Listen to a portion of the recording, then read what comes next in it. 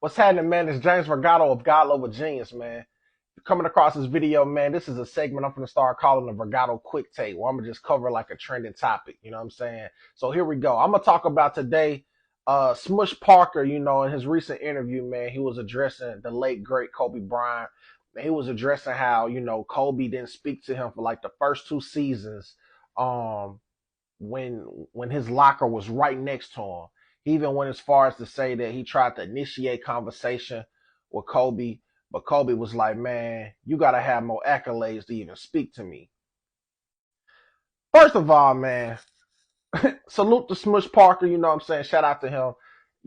I'm seeing a lot of people say stuff like, um, he a scrub or something like that.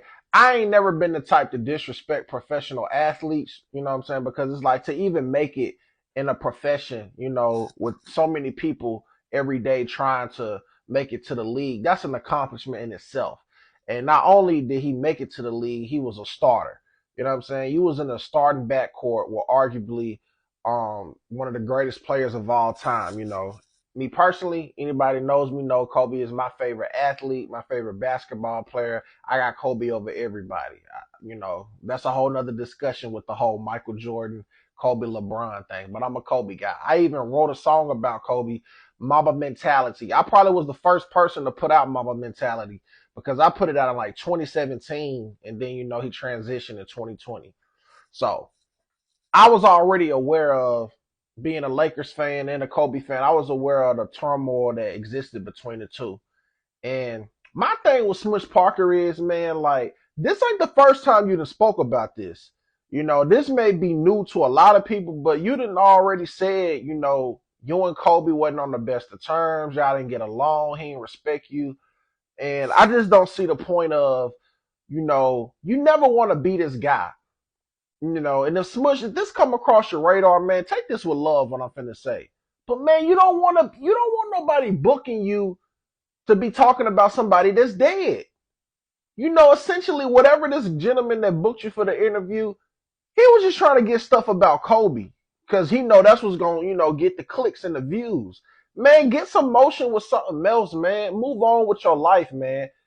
How Kobe did you, pause, that was kind of crazy, what I'm saying? That was mad disrespectful. I wouldn't receive that well neither if, my coworker said you got to get a couple accolades, before you talk to me. That's kind of crazy, man. I put my shoes on just like you know what I'm saying? We put our jerseys on the same way. I don't think that was cool, but Kobe come from a different type of era. He was, what I'm saying? And I feel like Kobe was trying to manipulate you to be a better version of yourself. Maybe you didn't put in the work or you didn't live up to the potential he saw in you. So maybe that's why. And I'm not playing devil's advocate. I'm just saying, like, he cut from that cloth, like, let's not act like he didn't call Shaq out. He called Shaq out for being, fat coming into camp. And he told Shaq, I've been carrying you because, I'm going to stay in shape and da da da da da. When I say carry you, I mean like certain games Shaq knew because Shaq admitted. I know Kobe gonna handle it. He can deal with them even if I ain't up to par. So I was slacking. So maybe that's what he saw in you, Smush. You know what I'm saying? But it's like, man, that man gone, bro. That man been gone for a couple years now, and it's been done with. There's nothing you can do about it. He said it, but move on with your life, man. Let that go, bro.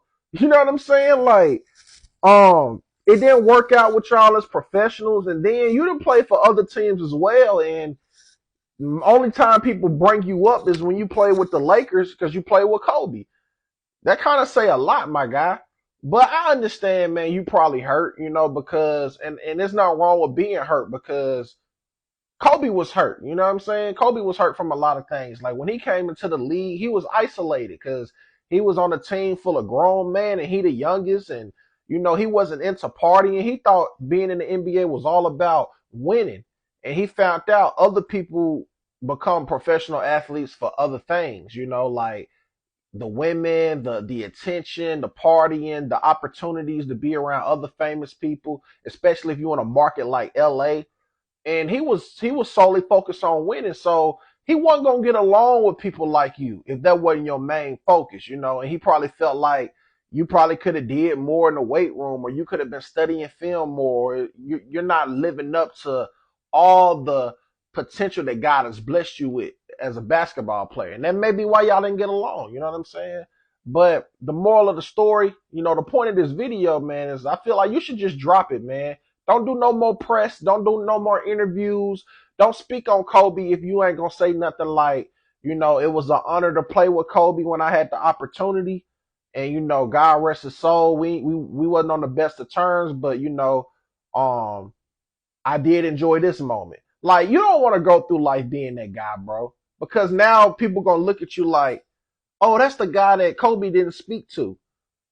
Man, I don't care if Kobe didn't get along with me. Just to say you put on an LA jersey and you started and you played with Kobe, that's something to talk about, man, regardless of what people say. You a part of his legacy, you know what I'm saying? Essentially, you were some of the highlights, you know what I'm saying? Even if you pass on the ball, you was there. Everybody that make it to the league don't even get to start. So it ain't nothing it's nothing to hang your head low about. You know what I'm saying? That's the whole point I'm trying to say. But it just looked like you kind of sad, about what he said to you, man. It's been a lot of time past. That's my Vergato quick take, man. I hope y'all enjoyed it. If you came across this video, man, please like, subscribe to GodLevelGenius YouTube channel, man. Leave a comment, share it. You know what I'm saying? Send it to somebody, man. Whatever you desire, man. I appreciate you watching if you made it this far, man. And as always, man, be God level, the genius is in you.